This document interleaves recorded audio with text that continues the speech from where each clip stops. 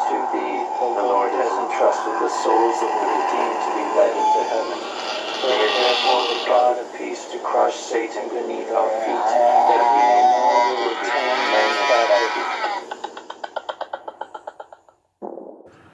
Hello everybody, welcome back to Screenstars, welcome to another classic film review. Today's classic film review is for the 2005 horror thriller, The Exorcism of Emily Rose, a film that is directed by Scott Derrickson and it stars Laura Linney, Tom Wilkinson, Jennifer Carpenter and Campbell Scott, and it tells it's based on a true story, but the actual true story apparently happened in Germany, not the US, so the characters that we are presented to in this film didn't really exist. They're just versions of the people in the true account, but apparently this was obviously heavily adjusted for the cinema. This story, and it tells the story of Emily Rose, an 18-year-old or 19-year-old, full of the joys of life. She's attending university for the first time, and she is attacked by a demonic force and possessed. An exorcism is attempted by Tom Wilkinson's character, Father Moore, that goes tragically wrong.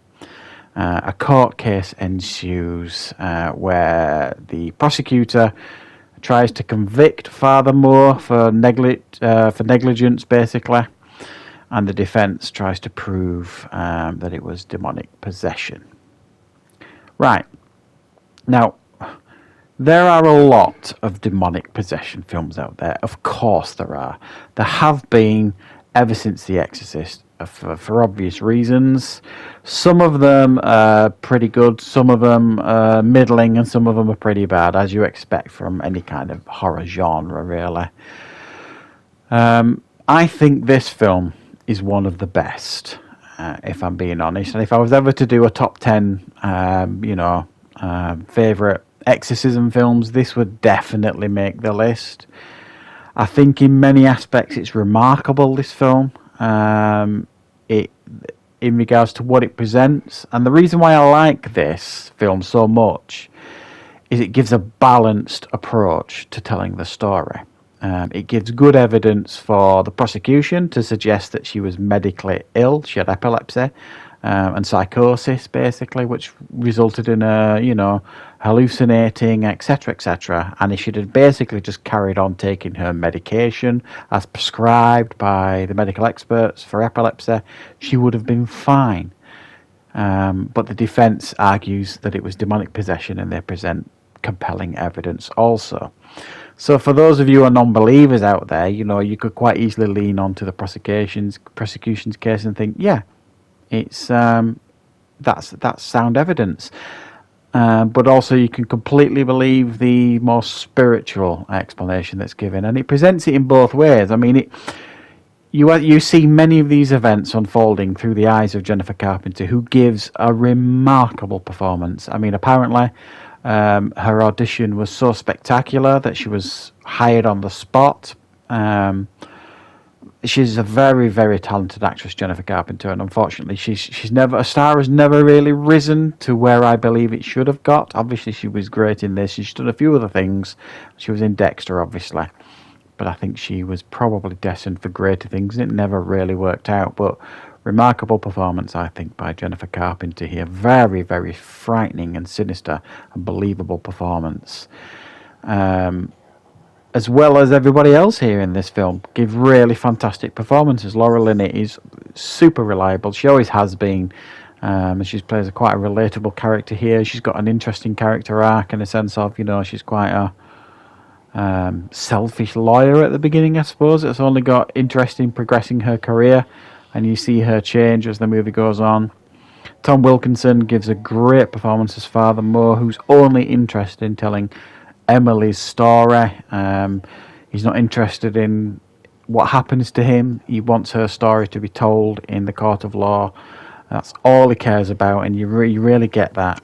And Campbell Scott as well gives a great performance as the prosecutor, who himself is a religious man, but won't, stand for any explanation other than the scientific one, really, or the medical one that is presented. So that's what I really like about this film. It's very, very balanced in its storytelling and in its approach to telling the story, and it's very effective too. I mean, I watched this the other night with my wife, and it's easily a decade since I last saw this film, and we were both taken aback as to how effective this film is done. Very, very good. Very, very frightening at times. Very disturbing at times, some of the visual stuff. It just stirs the pot. It gets your imagination going. You know, you see dark figures, you see demonic figures in the clouds or on the window. Jennifer Carpenter, you know, when she's in hallucinating heavily, she sees demonic faces in people as she walks by them, and it's very unsettling. It's very unnerving, and it gets you right on the edge of your seat. It gets you very, very tense, and I really, really like that about this film. And the courtroom stuff just balances it out beautifully, because it's, those of you who like courtroom dramas, you'll love it too. Because it really does give you a heavy courtroom drama. In fact, you could probably argue that it's more of a courtroom drama than a horror film. But I think it balances it out brilliantly. You know, as the story is being told in the court, we are then presented to actually what actually happened by the people that saw it. And it's good. It's very, very effectively done, I think, this film. It's one of the most effective possession films out there, and it's done very respectfully. It's not cheaply done. You know, it's not done for cheap thrills and cheap scares.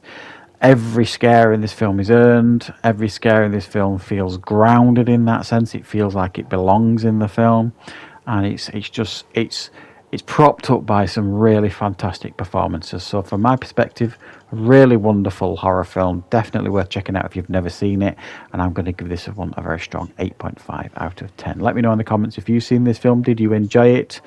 And I will be back, of course, with plenty more reviews on the channel very, very soon.